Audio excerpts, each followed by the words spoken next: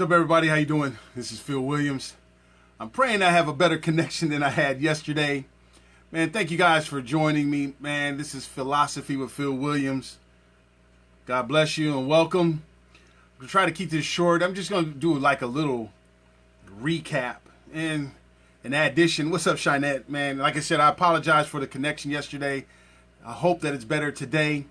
Amy Hollis Krause, how are you doing? Cliff Kelly, hey, I'm encouraging everybody 6 p.m. Mountain to look at Cliff Kelly's post today. Look at his post today, 6 p.m. Mountain time, if I got that right. Give me a thumbs up, Cliff, and tell me if I got that right. Becky Sellers, how are you guys doing? Like I said, I pray this connection is better. I got that heart. That means Cliff confirmed 6 p.m. Mountain time. Watch Cliff Kelly's post. You know, this guy is amazing.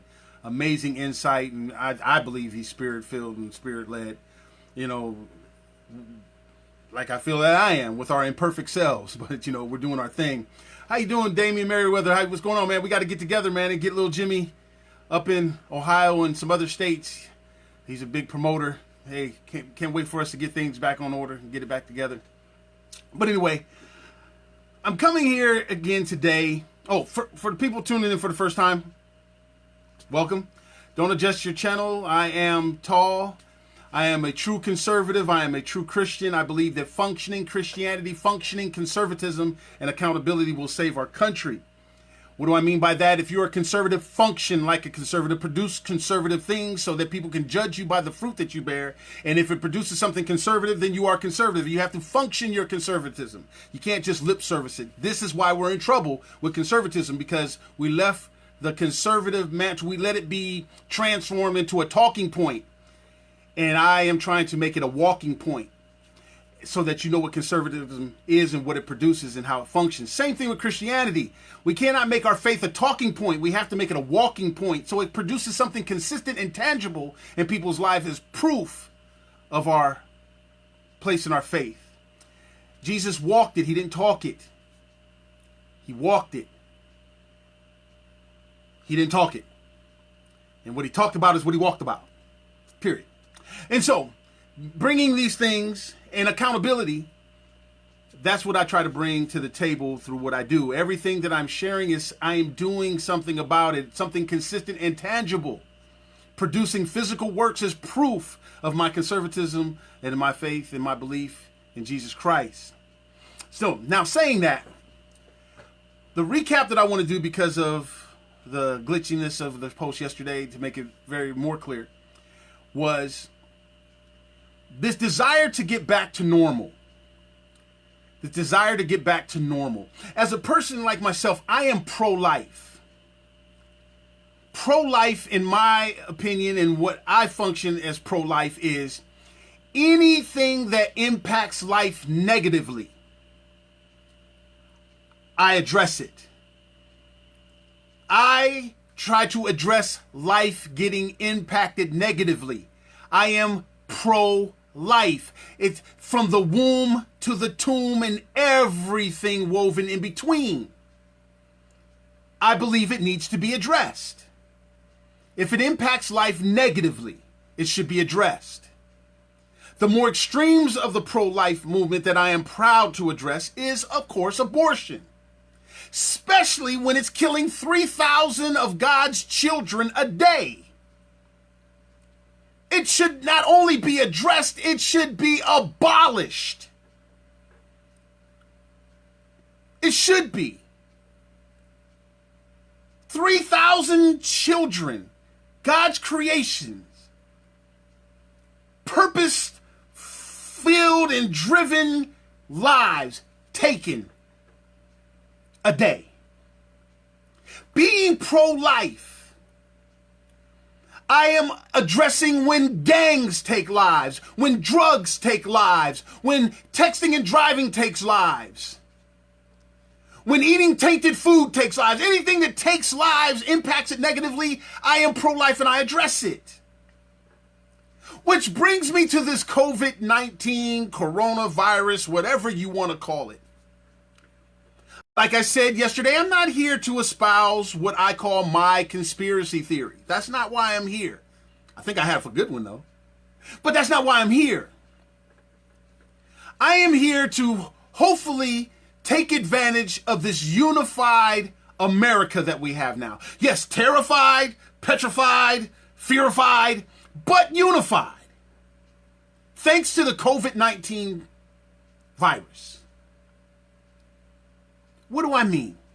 Right now, America is collectively on the same sheet of music, and America is now functioning pro-life.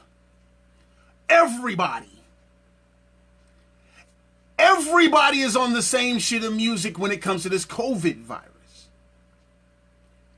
Since now everybody's pro-life, I want to come and share with everybody why I don't think it's a good thing to get back to normal.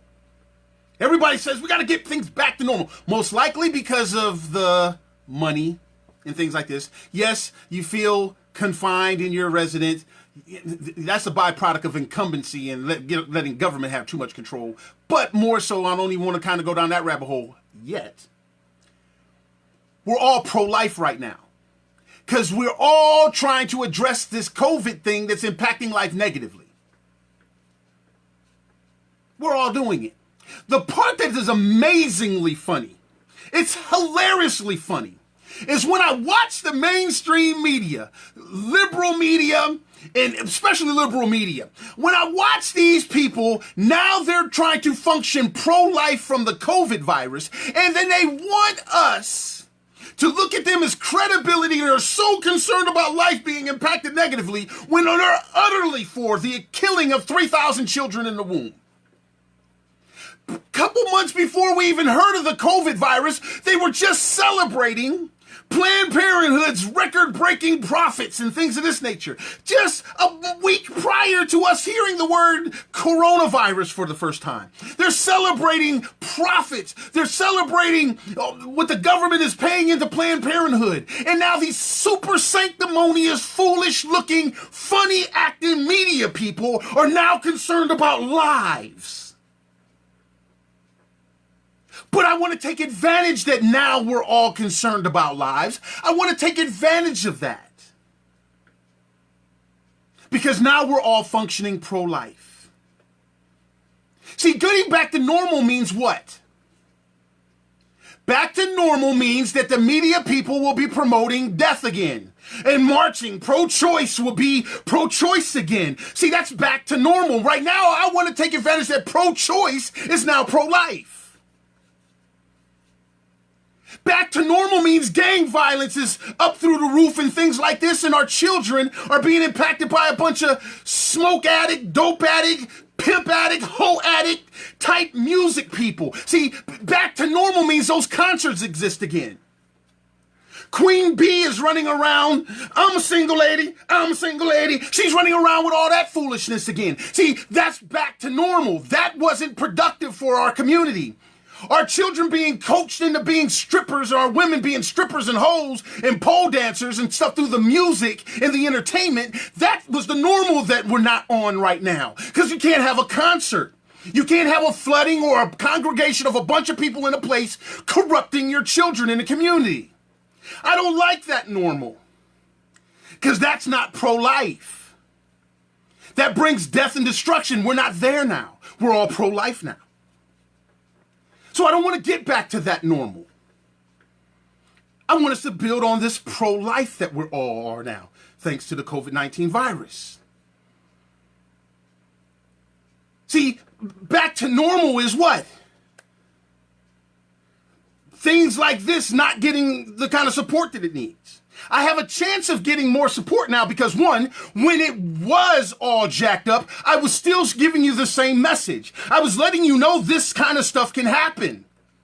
I was letting you know that it was difficult to get a support. Maybe I can get some support now because I've been consistent. I've been true to myself. I've been true to you. I have never wavered from any of my points. Why? Because I'm pro-life. Now that we're all that way, I don't want to go back to normal. I want to kind of continue forward, Stay where we're at. Keep the blinders. We're pro-life, right? Life impacted negatively. See, now we can show. Now that they're saying death is a bad thing and we should shut down everything known to mankind to circumvent death, to bend the curve of death. Now that they're there, why would I want to go back to normal? Because the same media reporter, death was acceptable to them when it's the babies in the womb. Death is acceptable in a lot of regards. When they got the person, the death dealer in the song with his little pistols in the music video, and they're saying free speech and stuff like this. See, that's the normal I don't want to get back to. Why? Because our children are going to hell and jail thanks to the people that don't mind killing our babies. Now that they're talking pro-life, I kind of want to stay there and kind of move that forward, not go back to normal.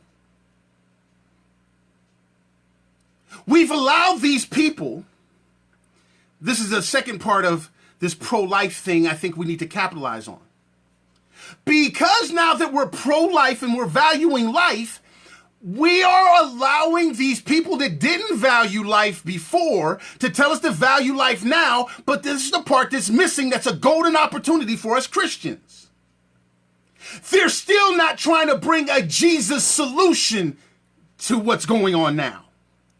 They're still trying to keep the solution to life in the hands of man. They're encouraging us to listen to the medical professionals, listen to the scientists.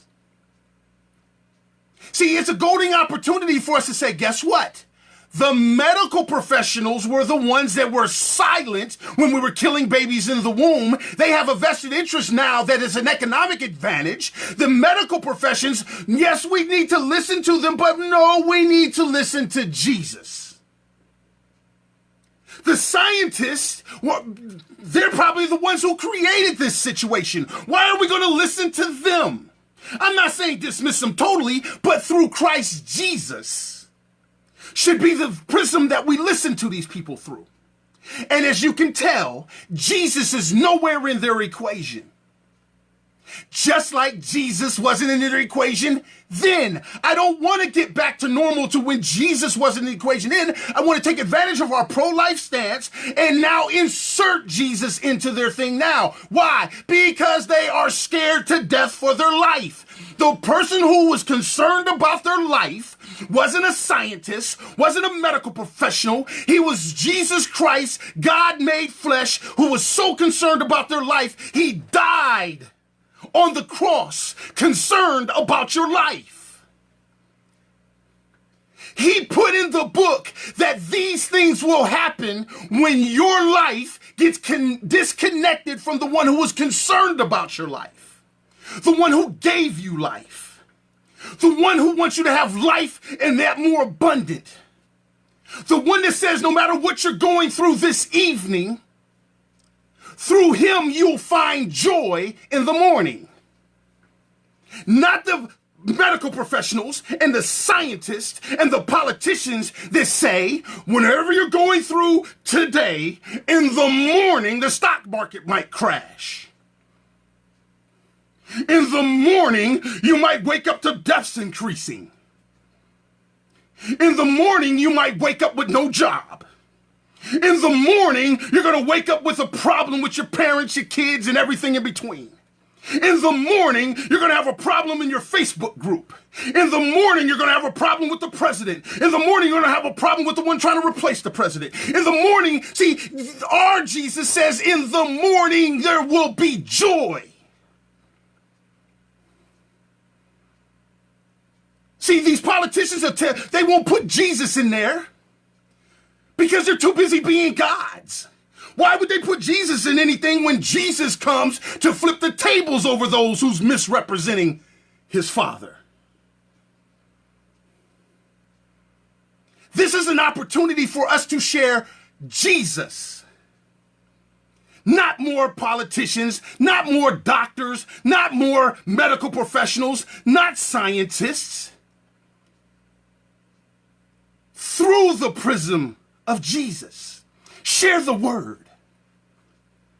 Because the word was accurate. Don't forget the medical professionals are saying, I don't know. It's possible. It's capable. In the morning, we'll find out how more destructive it is. But our word says that Jesus said there will be pestilence and plagues. Why? Because you're getting disconnected from me. You're following man. So if we start following him again, not only will we possibly get some relief, but we will have understanding. See, because right now this whole COVID scare is because of lack of understanding. See, we can share with them the one that gives us understanding of no matter what we're going through. See, the politicians can't do that. Medical professionals can't do that. Don't forget now, medical professionals are what? Practicing. Lawyers are practicing. Jesus is not practicing. See, when we get them back to Jesus, then Jesus gives us understanding. What's the understanding? Psalms 118:8. Put not your confidence in man, trust in the Lord. Because when you trust in the Lord, no matter what you're going through, it'll be joy in the morning.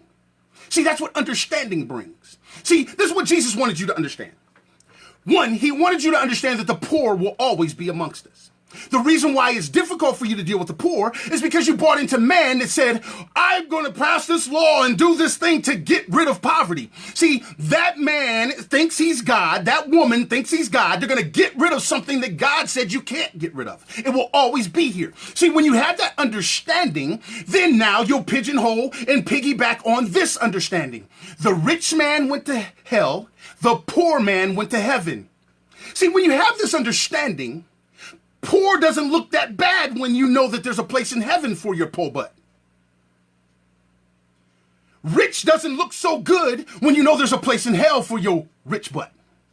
See, what Jesus wants you to understand is this. If you're rich, you will go to hell if you don't address poverty. Your job, Mr. Rich Man, is not to make poor people whole. It's just to not overlook poor people. Poor people will be satisfied with the crumbs from your table. But your rich butt won't be rich enough or less rich enough, humble enough, more so, to even let the poor people have your crumbs. That is a ticket to hell. Addressing poverty. But no, because you're putting your confidence in man, somebody can come as a politician and say, you elect me, we're going to get rid of poverty, and we're going to take from these rich people and make poor people whole. See, Jesus made sure we didn't fall into that trap. Because when you start taking from somebody, then other people start adjusting for you taking from them. Jesus tries to get you to appeal to your nature inside that God knows he put into you, that the world has manipulated out of you. Address the poverty. Just address it. Poor people, stop demanding for rich people to make you whole. That will have you lose your place in heaven. See, Jesus, there's an opportunity for us to share these things now. That everybody's pro-life. We got to take them back to the one who gave them life. We have to show them that the medical professionals, they didn't give you life. The scientists said that your life came from a mud puddle. You evolved from an ape. Things like that. But the one that really gave us life that we need to be listening to says these kind of things happen. But when they happen, joy will come in the morning. We lose lives all the time. That's why you hear me say I'm pro-life and I'm addressing things that impact life negatively.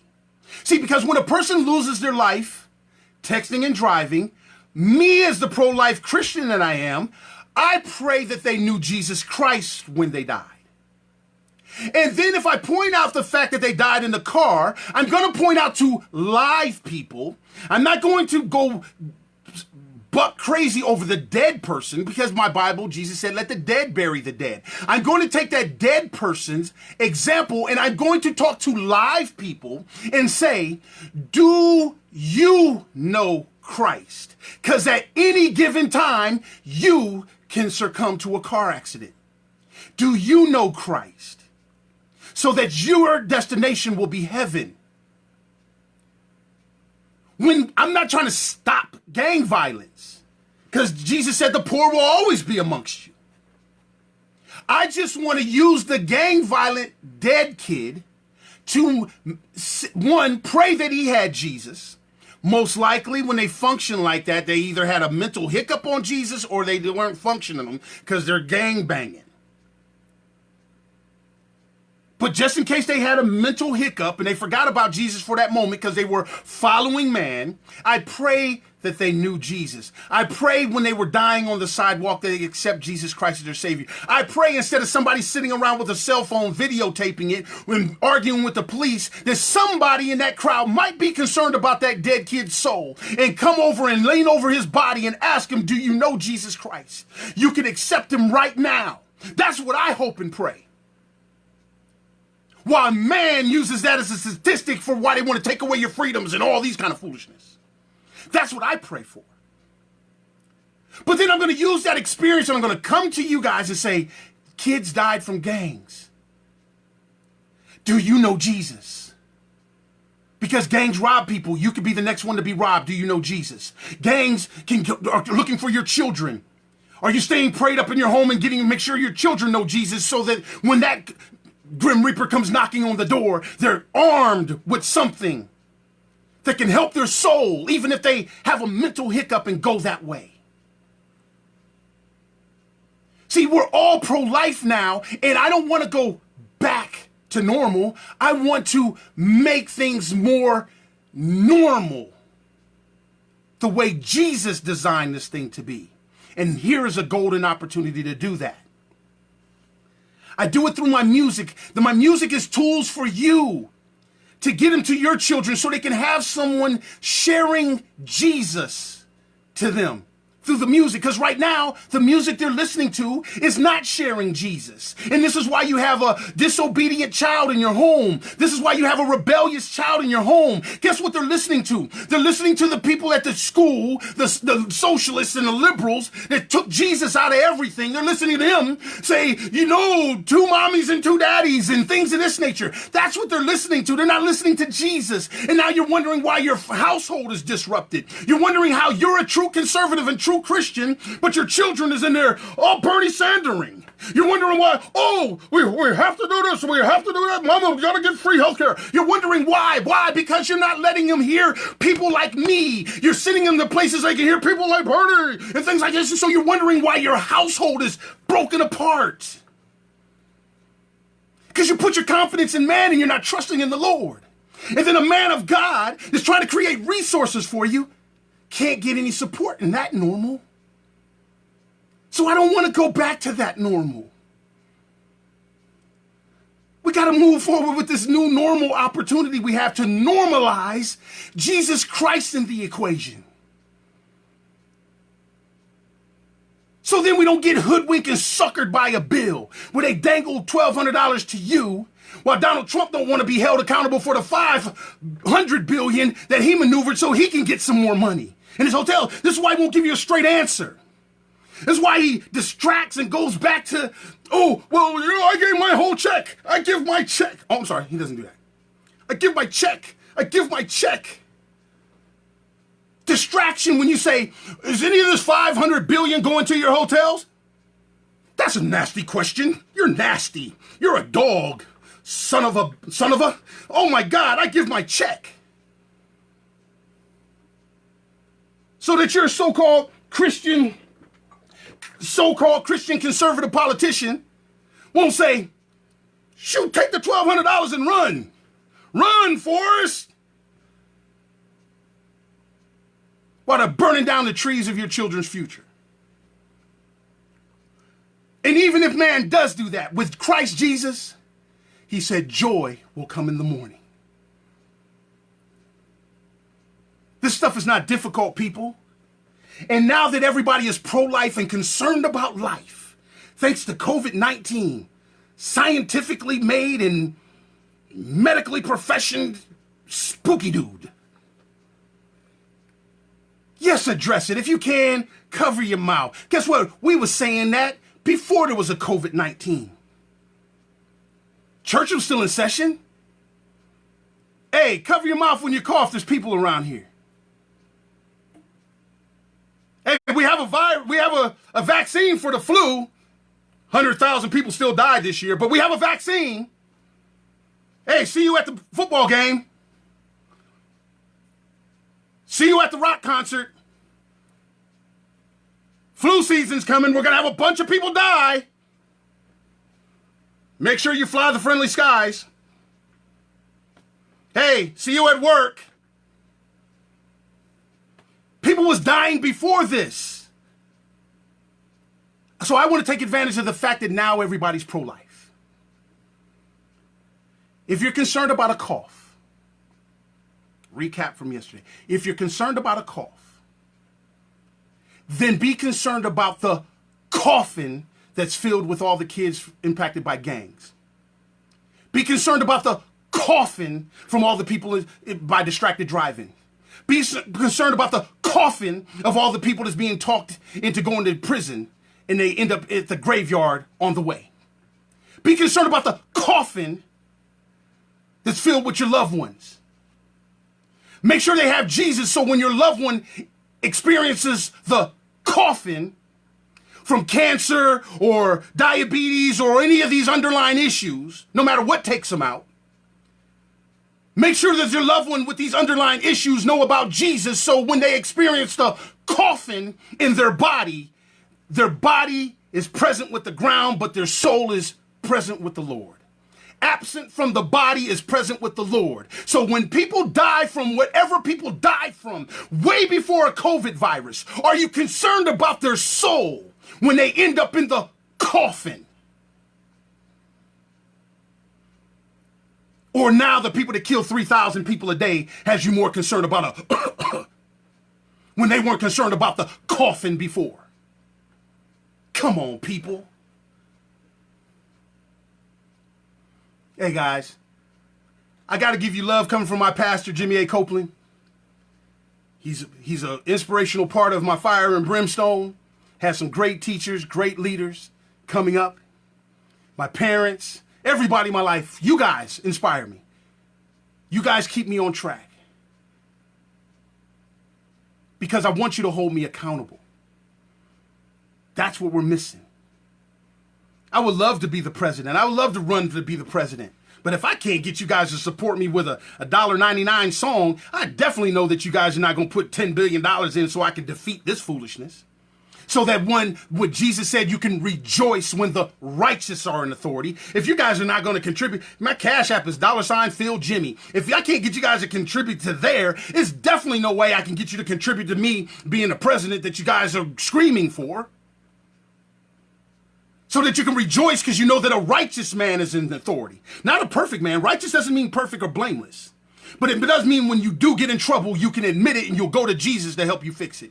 A righteous person will make sure that everything comes through the prison of Jesus Christ when they formulate their bill, when they formulate their stimulus, when they formulate the talking points to the people. They're going to have Jesus in mind. So that means what? That no one will fall through the cracks in their policy. Because Jesus didn't design things for people to fall through the cracks, but he does give you understanding when things do. Closer to him, less cracks. The Bible says, do not let the devil get a foothold in your life. That means don't let the devil get a crack in your life. And all I'm seeing right now in America is because we're so far away from God, we're crack addicts being represented by a whole bunch of drug dealers. And we're buying whatever they're selling because we're addicted. Jesus Christ mends cracks. This is our opportunity now that everybody is pro-life. So let's not get back to normal. let's get Jesus more normalized in our country. Hey, if you guys like to make a donation, please. I'm going to put the information in the post. I can use your help. I'm going to do it without you because I have Jesus. But I'm asking you guys to participate.